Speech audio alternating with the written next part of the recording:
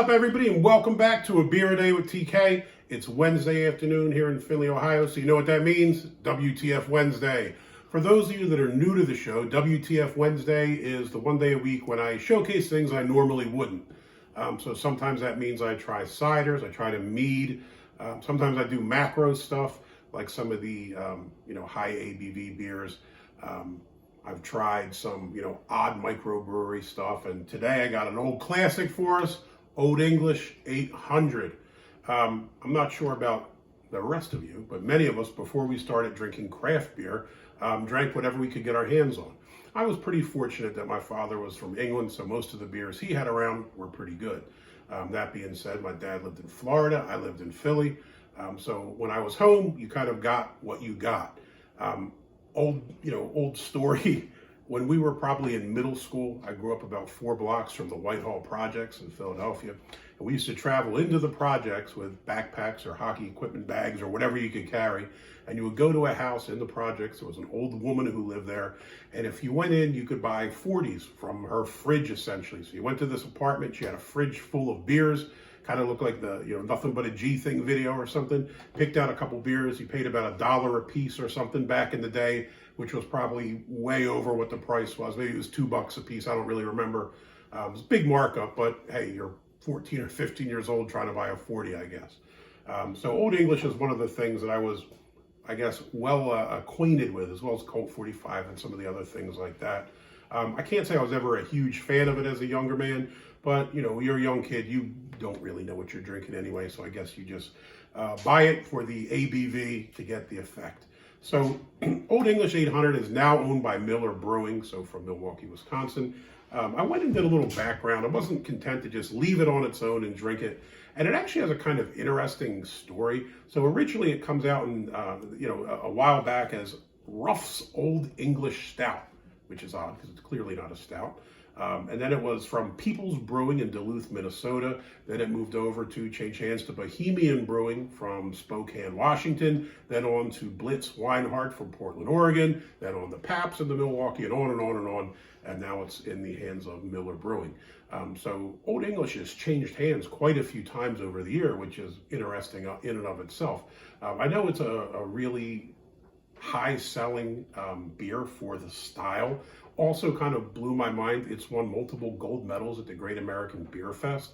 So the original Old English recipe had won 4 or 5 of them, and then this one had another one. So it looks like they changed it slightly. It used to be Old English, and I guess when it became 800, they switched the process. So it went from being pasteurized to cold filtered. I'm not sure how big of an effect that has on the product.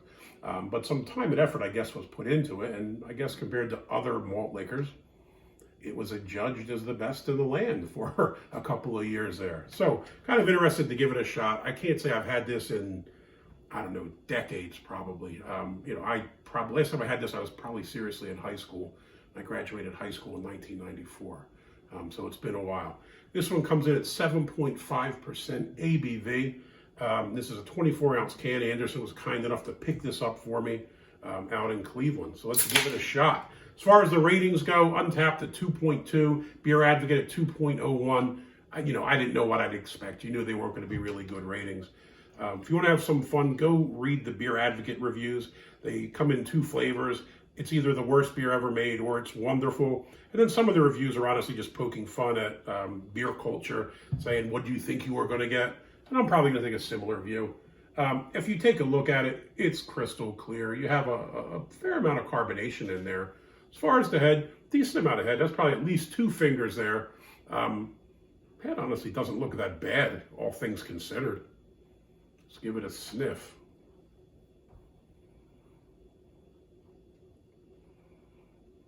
Honestly, not much on the nose. I thought it was going to smell a lot more alcohol-y, but it really doesn't. Kind of get light malt and a little bit of an alcohol smell, that adjunct kind of sweetness you get with, corn as well. But overall, not too bad. Yeah, let's give it a shot.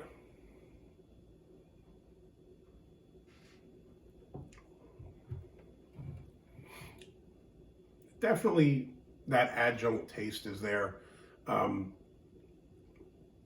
You get a bit of the malt. You get that kind of corn sweetness that I'm not a huge fan of. That's common in most of these types of beers. That being said, I really don't think it tastes that high alcohol, kind of like burn your throat thing, what I thought that it would do. As far as the ratings, like I said, 2.01 on Beer Advocate. The aggregate score is a 50, awful. I think that that might be a little too far. I don't think this beer is awful. Is it something I'd regularly drink? Absolutely not. I'm not going to be cracking 40s and listening to the old Eazy-E songs, right? If you guys remember the old song 8 Ball, it said Old English 800. That's my brand.